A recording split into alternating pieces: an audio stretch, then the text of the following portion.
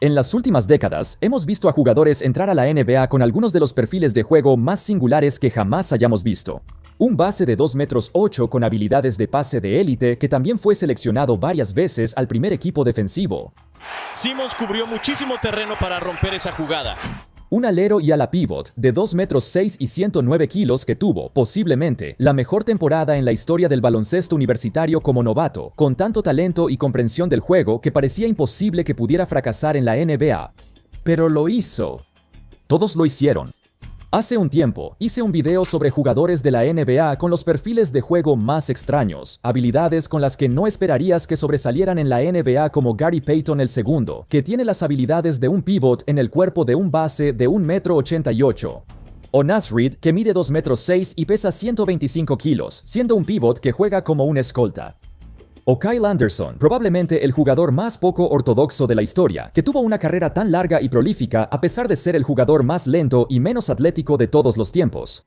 En este video vamos a ver el extremo opuesto del espectro.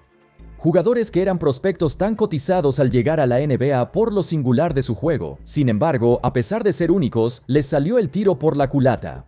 En cambio, sus habilidades eran tan únicas que terminaron siendo un fracaso. Esto es FCW, esto es con la mano izquierda. Veamos qué salió mal con estos muchachos, y si había algo que sus entrenadores o equipos pudieran haber hecho diferente para salvar sus carreras. Echemos un vistazo detallado.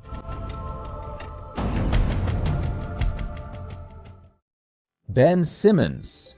Sé que Simmons se volvió un chiste recurrente desde que ocurrió esta jugada. Editado en vivo. Bueno, pero ahí es cuando sabes que todo está en tu cabeza, Ben Simmons. Tienes que lanzar ese tiro. Ten confianza. Todos lo recordamos y todos nos reímos de eso. Esta sola jugada puede citarse como el punto de inflexión en su carrera, ya que todo se vino abajo desde entonces.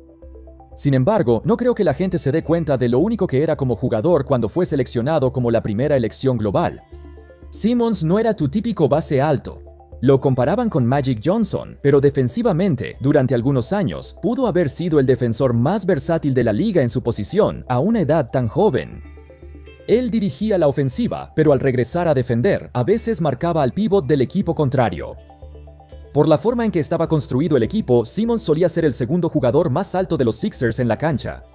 Pero cuando Joel Embiid inevitablemente se lesionaba o descansaba en la banca, Simmons seguía marcando al mismo jugador porque el equipo confiaba tanto en él defensivamente. Los Sixers lo utilizaron de una manera que nadie pensó que fuera posible para un base, asumir las responsabilidades defensivas de su pívot superestrella y hacerlo con éxito.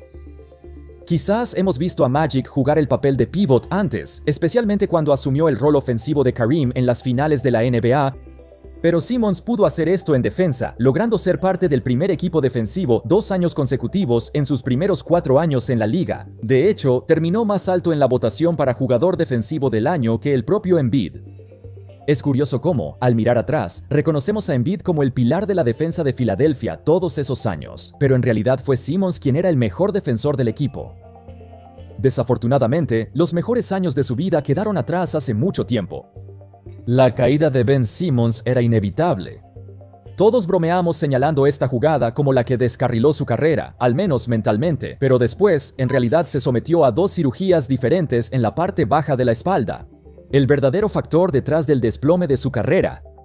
Incluso en Brooklyn, todavía podías ver destellos del jugador que alguna vez fue, una amenaza constante de triple-doble que lo hacía un jugador tan prometedor desde el principio. Pero su movilidad y el persistente problema de espalda eran tan graves que apenas podía jugar 2 o 3 partidos seguidos. Era bastante obvio que su carrera terminaría mucho antes de lo esperado. Sin embargo, viéndolo en retrospectiva, si somos honestos, realmente no recibió ningún apoyo de su equipo, porque tanto Doc Rivers como Joel Embiid lo dejaron mal durante entrevistas públicas, lo cual apesta bastante. Y estoy hablando de la ofensiva. Ben solo tomó 4 tiros y dejó pasar una clavada al final. Si Simmons no fuera tan odiado por el público en general, debería ser inaceptable que tu entrenador te lance indirectas frente a un reportero. Simmons nunca fue lo suficientemente fuerte cuando se trataba de lidiar con las críticas, y ellos lo sabían, pero si juegas en Filadelfia, tienes que tener piel dura. En una entrevista, él dijo una vez, cito, "Estaba tan mal que pensé, carajo. Estoy tratando de salir adelante y ustedes me echan encima todas estas otras cosas, así que no ayudan". Y eso era todo lo que quería, ayuda. No sentí que la recibiera de los entrenadores ni de mis compañeros de equipo. Quizá la presión era demasiada para que Simmons la soportara. Nunca tuvo la mentalidad adecuada para ignorar el ruido y seguir jugando a pesar de ello. Su fracaso es el desenlace de alguien que no pudo soportar la carga de ser una estrella de la NBA, y las lesiones de espalda fueron el último clavo en su ataúd. Michael Beasley. El draft de la NBA de 2008 fue una competencia entre dos hombres. Michael Beasley, un joven de 18 años que medía 2 metros 6 y pesaba 109 kilos, un adolescente en el cuerpo de un hombre adulto, considerado uno de los, si no el más versátil y explosivo anotador entre todos los jugadores universitarios de primer año. Beasley lideró simultáneamente su conferencia tanto en anotaciones como en rebotes. Tuve la oportunidad de hablar con él antes del partido. Beasley ataca a Darnell Jackson y la mete. Luego estaba Derrick Rose, quien no tuvo los mismos números que Beasley, pero subió el nivel en el torneo de la NCAA, donde llevó a Memphis al campeonato nacional de 2008. 35 Rose en la pintura, y sí. Al final, fue Rose quien se convirtió en el favorito para ser la primera selección del draft.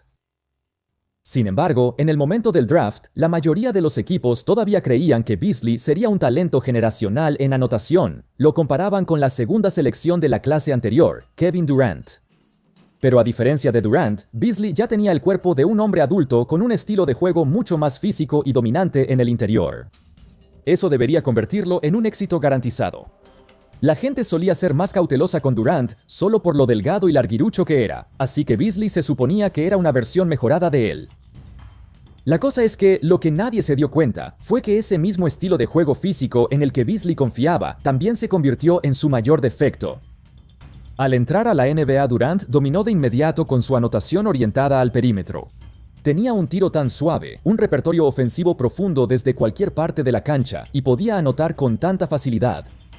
Desafortunadamente, Beasley fue lanzado al fuego jugando como ala pivot en Miami. Lo que rápidamente se dieron cuenta fue que las mismas fortalezas que tenía en la universidad, como su físico y su capacidad de rebote, esas habilidades se evaporaron cuando se enfrentó a jugadores grandes reales de la NBA que eran más fuertes que él. Cuando le quitaron esas ventajas, se quedaron con un ala de 2 metros 6 sin una posición real, que no podía competir con los hombres grandes, pero tampoco tenía suficiente habilidad en el perímetro para anotar desde esa zona. Quizás Beasley dependía demasiado de su destreza física en la universidad, y cuando eso se neutraliza, su ofensiva es mucho más limitada de lo que cualquiera pensaba. Durante muchas décadas, existía la percepción de que un jugador etiquetado como tweener era el prospecto más arriesgado en el draft. Básicamente, un tweener es alguien que mide 2 metros 3, 2 metros 6, pero no encaja en ninguna de las dos posiciones de alero. En teoría, un tweener como Beasley debería ser demasiado fuerte para que los aleros lo defiendan y demasiado rápido para otros ala pivotes. Sin embargo, en la realidad, la mayoría de los tweeners como Beasley no logran jugar en ninguna de las dos posiciones porque no tienen la habilidad suficiente para aprovechar el desajuste. Sin mencionar que, defensivamente, es una pesadilla aún mayor. Como Beasley demostró ser demasiado lento para marcar a los aleros, y demasiado débil, demasiado tonto para proteger el aro y defender la pintura. Ese fue su mayor obstáculo. Tenía un impacto tan negativo en defensa que, incluso si estaba en una racha anotadora, aún así no valía la pena. Por eso, durante toda su carrera de 12 temporadas, el más-menos total de Beasley es de menos 1005. Durante toda su carrera, ha tenido oportunidades. Los Wolves le dieron la oportunidad de jugar desde el perímetro como alero, pero no tenía el manejo de balón para anotar consistentemente desde las alas, y su defensa lenta se volvió un objetivo obvio en el otro extremo. Hacia el final de su carrera, a los 29 años, tuvo un breve momento en Nueva York, jugando junto al joven Kristaps Porzingis. Tuvo un periodo de un mes en enero, donde mostró más de lo que había mostrado en casi una década. Y durante toda la temporada lograba partidos consecutivos de 20 puntos como aquel prospecto que tenía tanta esperanza hace tantos años. En ese momento, con Porzingis lesionándose y Beasley tomando el puesto de titular, realmente creo que ese fue su año de regreso. Un año en el que podría firmar un nuevo contrato y mantener su lugar en la liga por al menos otros 5 años. Desafortunadamente, eso fue demasiado optimista. Su campaña con los Knicks lo llevó a una temporada baja en la que realmente no recibió ofertas, solo un contrato de un año por $3 millones de los Lakers. Ese resultó ser su último año en la NBA. Michael Carter Williams. Antes de que la familia Ball se convirtiera en un fenómeno nacional, Carter Williams era el chico del cartel para los bases altos y emocionantes, con una habilidad de pase de otro mundo, y jugaba con un estilo extravagante. En su segundo año en Syracuse, lideró la conferencia en asistencias y robos. La mejor manera de describir su juego era que si lo compararas con, digamos, LaMelo Ball. Antes del draft de 2013, Carter Williams era peor tirador, pero mucho mejor defensor en comparación con LaMelo. Michael Carter Williams, encaminándose a ese récord para un NBA LaMelo. Ese tipo era un ladrón de balones y aprovechaba al máximo su estatura como base alto y delgado, siendo una molestia en la defensa individual y tremendo como defensor de ayuda al leer las líneas de pase para interceptar un pase. Eso es lo que lo hacía realmente especial, porque aunque su tiro de salto estaba completamente roto, impactaba el juego de tantas maneras que podía ser el mejor jugador en la cancha sin anotar un solo punto. Algo así como un Rajon Rondo super alto. Aunque su tiro era horrible, vimos sus tendencias defensivas de élite a lo largo de su carrera en la NBA y ninguna más que en su primer juego en la NBA. 30 de octubre de 2013 contra el Miami Heat, que era el campeón defensor. 22.7 rebotes, 12 asistencias, 9 robos y solo una pérdida de balón. Llegar a la NBA y de inmediato tener este tipo de actuación contra el mejor equipo de la liga. Eso sentó las bases de lo que se suponía que debía convertirse, y la vara ahora estaba más alta que nunca. Cada una de las fortalezas por las que fue elogiado las vimos en acción, así que por el resto de su carrera, Michael Carter Williams estuvo persiguiendo esa sensación, estuvo persiguiendo ese momento. Una sensación que nunca volvería a experimentar. Sabes, es difícil decir si la carrera de alguien fue un fracaso si duró una década en la NBA y tampoco fue una selección alta en el draft. Apenas la 11ª selección de su generación, lo cual era algo tarde en la lotería. En un informe previo al draft, también se mencionó que era un jugador cuyo, entre comillas, techo era considerable, pero también lo era su piso. Tiene potencial de estrella, pero también parece ser un tipo que podría terminar jugando la mayor parte de su carrera en el extranjero. MCW era un prospecto muy impredecible y era un resultado muy predecible que nunca aprovechara su conjunto de habilidades únicas, porque llegó a la NBA en un momento en que los bases que no tiraban estaban empezando a desaparecer. No importa qué tan buena sea tu visión de juego, no importa qué tan buen defensor seas, si eres así de inútil en la ofensiva, no vas a conseguir minutos. Carter Williams enfrentó aún más problemas cuando se trataba de mantener su salud. Tuvo varias contusiones en la cadera, moretones en la rodilla e incluso una cirugía de tobillo que le quitó rapidez. Sin su primer paso explosivo, realmente no tenía ninguna cualidad rescatable como anotador. Así que, para cuando llegó a Orlando en los últimos años de su carrera, quedó relegado a ser un jugador de banca para aportar algo de energía desde el banquillo y esperar que su versatilidad como jugador completo pudiera ser una ventaja para su equipo.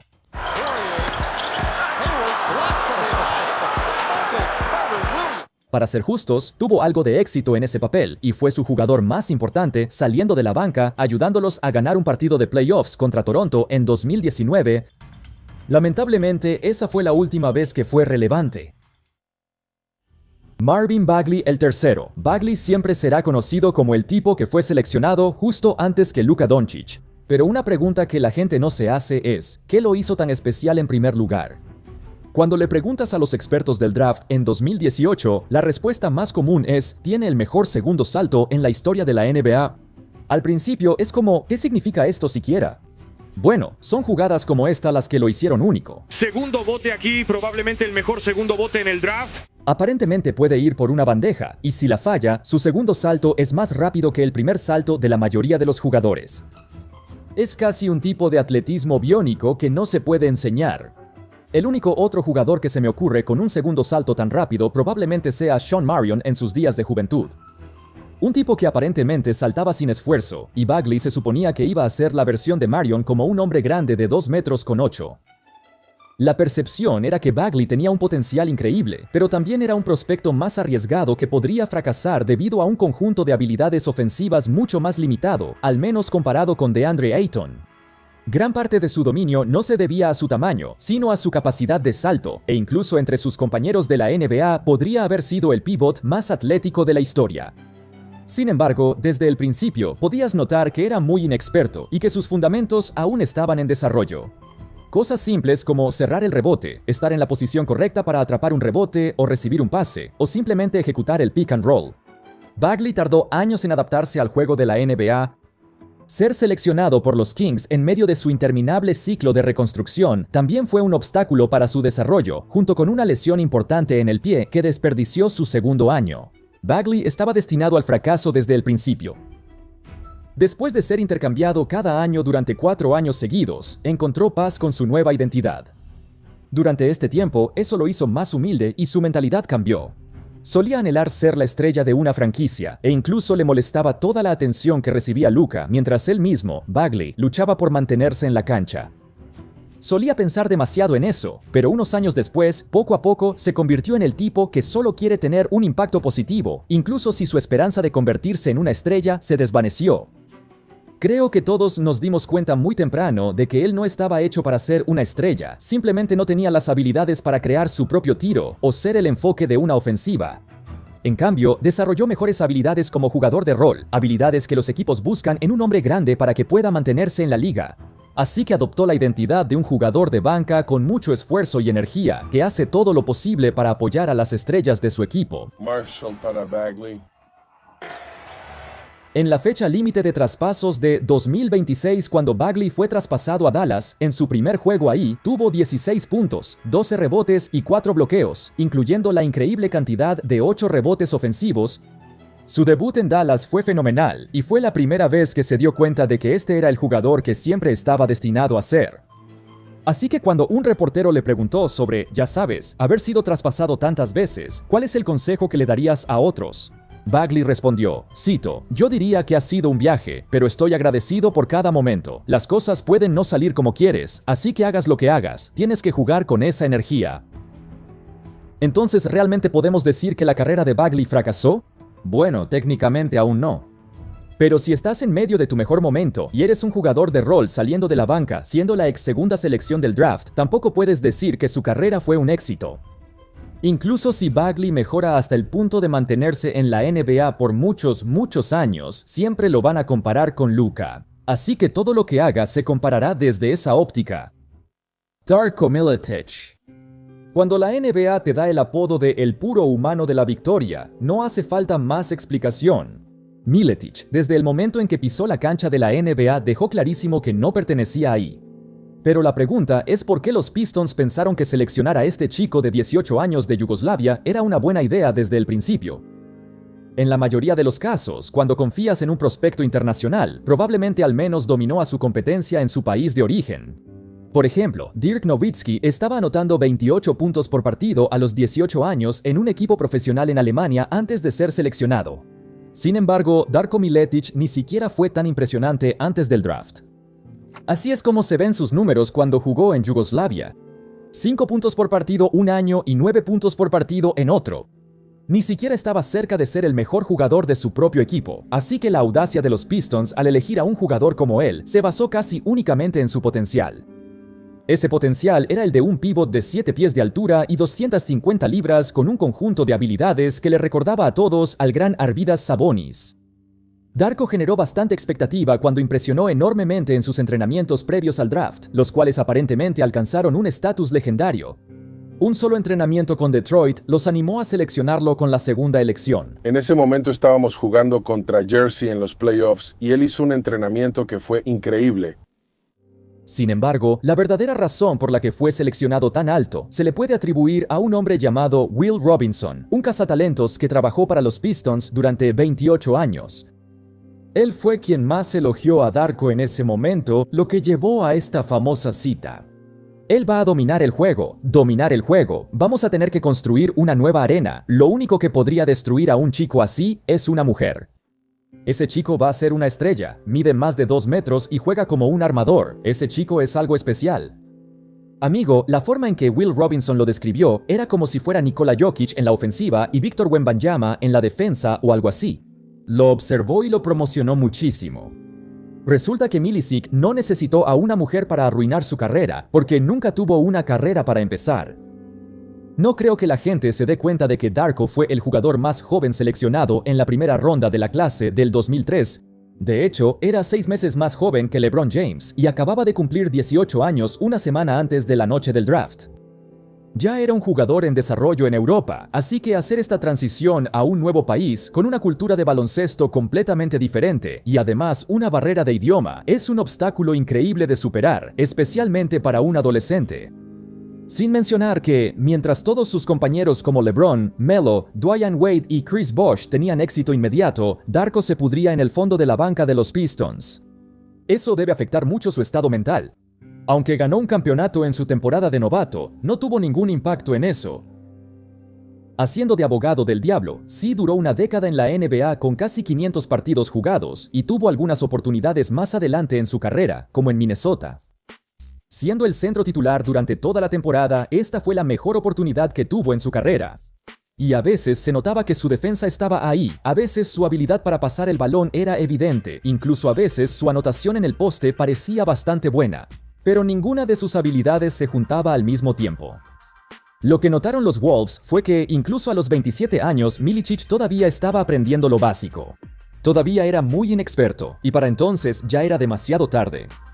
Es común ver que jugadores europeos sean seleccionados en el draft, pero no llegan a la NBA hasta algunos años después. Creo que él podría haber salido beneficiado si se hubiera quedado allá un poco más, solo para pasar más tiempo perfeccionando su juego. Con los Pistons compitiendo por el campeonato a mediados de los 2000, no tenían tiempo para experimentar con un jugador joven como él. Si Milicic jugaba mal, simplemente lo sacaban del juego. Cada victoria importaba en la temporada regular para asegurar la ventaja de local en los playoffs, así que no había espacio para que él cometiera errores.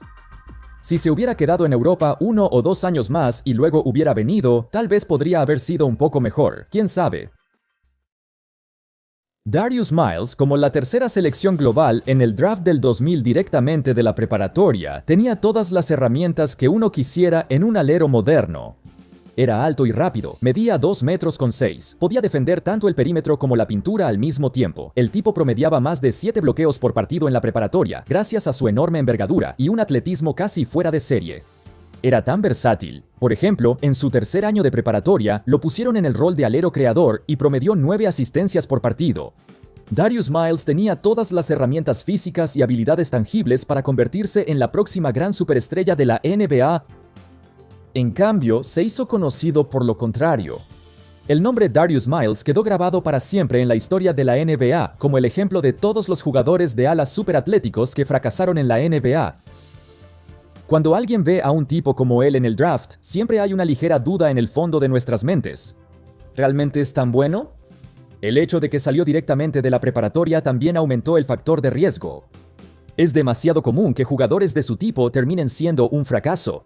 Para Darius Miles, no siempre fue así. En sus primeros años, los Clippers y los Cavs le dieron bastantes minutos para ver de qué era capaz, y la respuesta fue que no mucho.